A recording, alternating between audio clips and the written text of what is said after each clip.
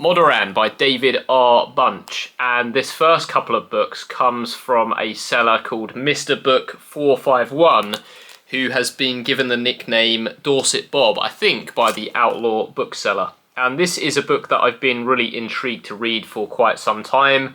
There is some excellent cover art on this edition, and actually when I looked for it on eBay, I found that people were charging quite a lot of money for it. And so Dorset Bob is somebody who has an enormous collection of vintage paperbacks. You can email him with requests and he will check his stock and let you know how much he's charging for it and whether he has it in stock. And actually I'm blown away by the condition that this book is in, because even those ones on eBay that I found that were much more expensive than the price that Dorset Bob gave me, they were in much worse condition than this. I think I originally saw this book discussed in one of Bookpild's top 15 lists, but I'm not entirely sure about that. It sounds strange and interesting and unique, so I will definitely be giving Modoran a read at some point.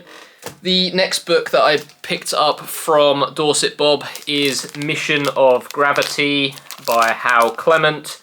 This is a Pyramid Books edition, again in absolutely fantastic condition with some really cool cover art on it there as well. This one is listed in Science Fiction, the 100 Best Novels list by David Pringle, which I am reading through on the channel. And again, I couldn't really find a copy of this on eBay that was in decent enough condition for me to pick up, and so I'm really glad to have this one. So thanks again to Dorset Bob, aka Mr. Book 451, and there are some details there on his little business card if you want to get in touch with him. The next set of books I did buy in a lot on eBay. I can't exactly remember why I bought this lot. I think there was one book in particular in there that I wanted, so I bought the entire set. The first one here is Robert Heinlein, Assignment in Eternity, which seems to be set on the moon in some kind of domed city. I've read a couple of Heinlein books before, haven't really loved what I've read from him so far, but I mentioned the 100 Best Novels list that I'm reading through. There are a few other Heinlein books in there that I haven't read, so I think that's why I bought this lot from memory. Speaking of Heinlein, we've got another couple in here. We've got Orphans of the Sky by Robert Heinlein, which I think is a kind of Generation Starship novel. So I've read a couple of those from different authors and I've quite enjoyed them. It's a trope that I don't particularly mind. We've then got Double Star by Robert Heinlein in this Panther edition, which I think has quite a striking cover. And this one seems to be about a guy impersonating a figure in the galactic government. Then we've got a very well-known work from Robert Heinlein, which is The Moon is a Harsh Mistress. I haven't read this one before, but it's supposed to be one of his better books. It also looks to be one of his longer books as well, so I will probably get to The Moon is a Harsh Mistress at some point. One more Robert Heinlein book in that collection then is the movie tie-in edition of Starship Troopers, which I find kind of funny really, because the movie adaptation is completely different to the book, both in terms of the actual plot, but also in terms of its political stance, which is completely flipped on its head in the satirical movie versus the ideas that Heinlein was injecting into this story. So kind of funny that this one is a movie tie-in when it is so completely different in tone. And then we've got a book called The Storm Lord by Tanith Lee, which has this really cool sword and sorcery, planetary romance style cover. I've been meaning to read Tanith Lee for quite some time. Her work is praised quite often on YouTube, and I think if I'm going to read some Tanith Lee, I probably want to start with some things that are more overtly science fiction, because I just don't think that this kind of planetary romance is a genre or a subgenre that I'm particularly interested in personally, but I do really want to read some Tanith Lee. And from what I've heard from some other people on YouTube, almost everything that she writes is at least well written, even if the wider plot is not particularly satisfying. And then in this lot, for some reason, there were 2 copies of this book, Revolt of the Micronauts, which does actually have a really cool cover art, but when I looked into this one, it seems to be either the 2nd or the 3rd entry in the Micronauts Chronicles, which I don't own the first 2 books in, so I'm not sure if I will read this one.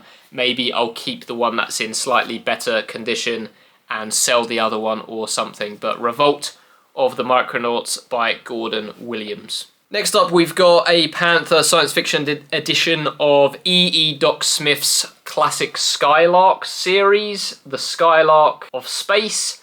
Again, I'm not entirely sure where the Skylark of Space fits into this Skylark series.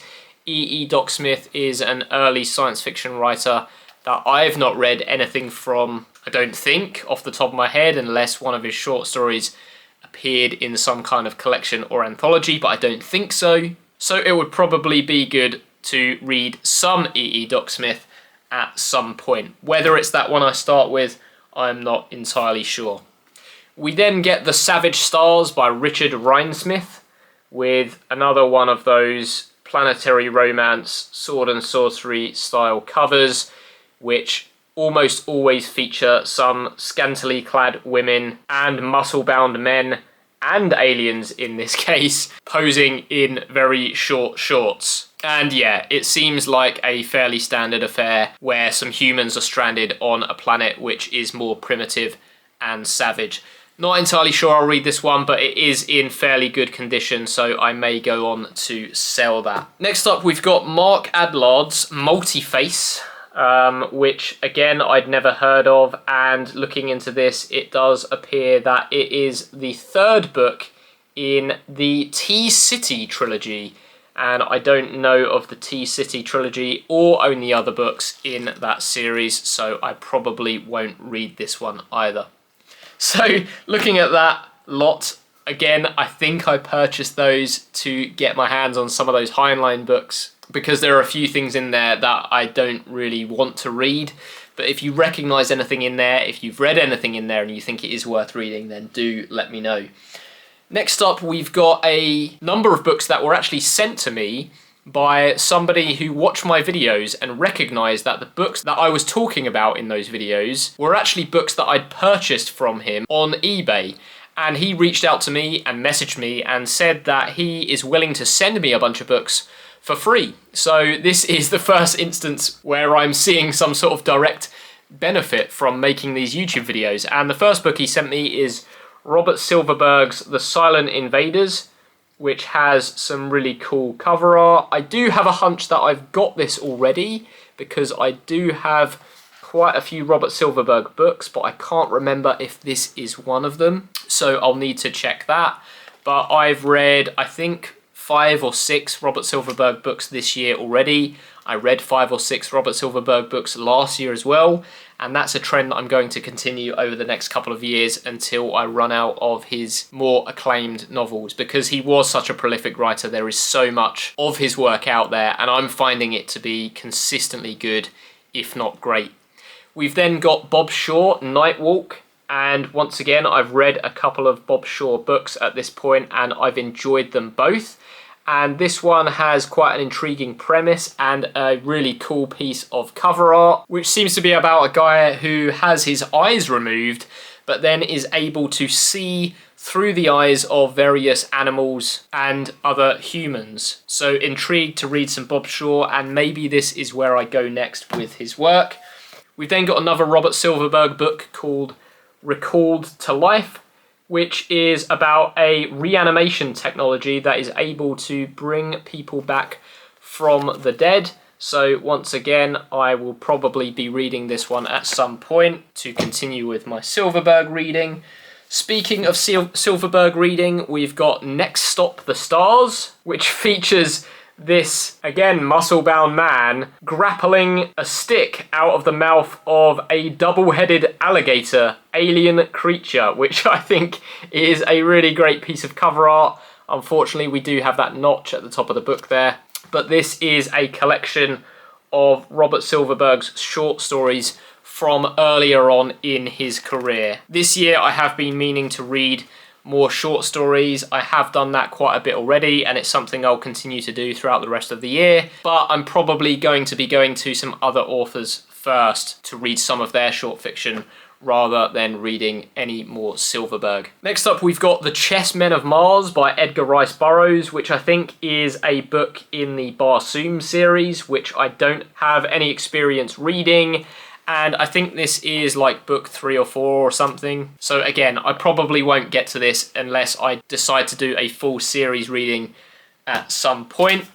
Next up, we've got The Moat in God's Eye by Larry Niven and Jerry Pournelle, which is a book that I've already read, and I do have this exact same edition of, but this one is in much better condition than the one that I've got, so I might get rid of my copy and keep this one for my shelves. This is a space opera first contact tale, which I thought was pretty good and features some of the best aliens that I've ever read in the genre. I left out a Robert Heinlein book when I was talking about Heinlein earlier, and this one is Waldo and Magic Inc., which has an incredible piece of cover art there. And this one is set in a far future, but it seems to be much more in the vein of fantasy because it's about an organisation that practices supernatural abilities.